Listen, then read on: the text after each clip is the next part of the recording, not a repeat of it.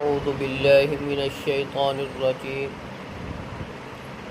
بسم اللہ الرحمن الرحیم وانطلق الملأ منهم ان امشوا واصبروا علی آلہتکم۔ سردار یہ کہتے ہوئے دوڑے کہ چلو چلو چلو، واصبروا علی آلہتکم، اور اپنے معبودوں کی حفاظت کے لیے جم جاؤ۔ ان ھذا لشیء یراد، بے شک یہ تو بڑا عجیب ارادہ ہے۔ ما سمعنا بھذا فی الملۃ الآخرہ، ہم نے تو کبھی اس کو پچھلی امتوں میں بھی نہیں سنا تھا۔ ان ھذا الا اختلاق، یہ تو ایک گڑا ہوا ہے۔ انزل علیہ الذکر من بیننا، کیا نازل کیا گیا اس پر کوئی ذکر، کوئی نصیحت ہماری طرف سے؟ بل ہم فی شک من ذکری، بلکہ وہ تو میرے ذکر سے شک میں ہیں۔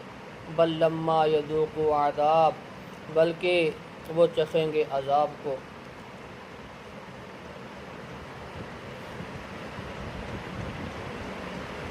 انبیاء علیہم الصلاۃ والسلام انہوں نے تبلیغ کی۔ ابراہیم علیہ السلام نے بھی کہا کہ میں ان کے خداؤں کا علاج کروں گا، دیکھوں گا ان کو۔ چلے گئے، کسی کا کچھ توڑ دیا، کسی کا بازو، کسی کا زخمی کر دیا، سارے خدا ان کے معبودان باطل۔ وہ دوڑے ابراہیم علیہ السلام سے پوچھنے کہ یہ تو نے کیا؟ ابراہیم علیہ السلام نے کہا کہ وہ بڑا بیٹھا اس سے پوچھ لو، اگر وہ بولتے ہیں اس سے پوچھ لیں۔ رسول اللہ صلی اللہ علیہ وسلم نے دعوت دی، لا الہ الا اللہ، اے لوگو لا الہ کہو، تملک العرب والعجم، تم مالک بن جاؤ گے عرب و عجم کے۔ سب سے پہلے آپ کے سکا چچا ابو لہب، اس نے مخالفت۔ تب اللہ کہ یا محمد، اے محمد تیرے ہاتھ ٹوٹ جائے، تو نے اس لیے ہمیں بلایا تھا؟ تو اتنے ہم اپنے خداؤں کو، معبودوں کو چھوڑ کے ایک ہی مان لیں، اس لیے بلایا تھا؟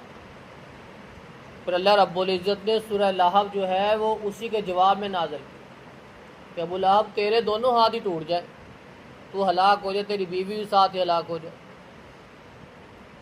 وانطلق الملأ منهم ان امشوا واصبروا علی آلہتکم، چلو چلو اپنے معبودوں کی حفاظت کرو، جم جاؤ، مجاور بن جاؤ۔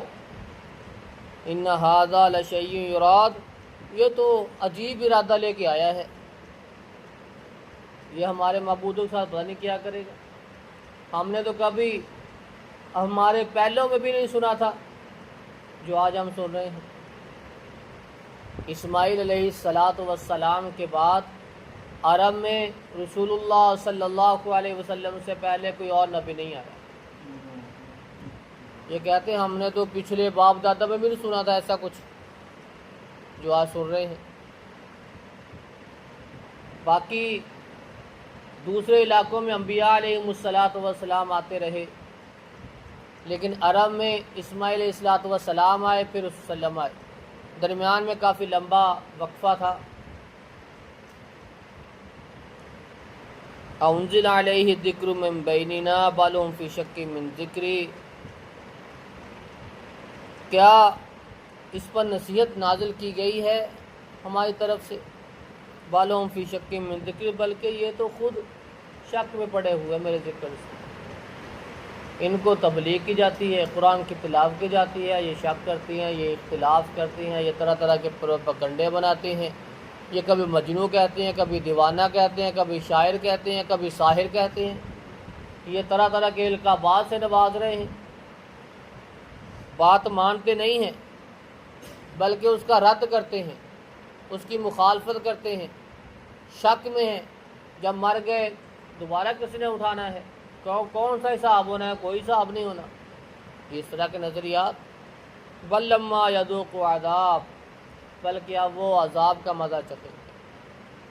جو نہیں مانے گا ان کے لیے اللہ رب العزت نے عذاب تیار کر رکھا ہے۔ اللہ رب العزت سے دعا ہے کہ اللہ رب العزت ہمیں اپنے عقائد بھی قرآن و سنت کے مطابق کر کے قرآن و سنت کے مطابق ہی زندگی گزارنے کی توفیق عطا فرمائے۔ سبحان ربک رب العزت عما یصفون۔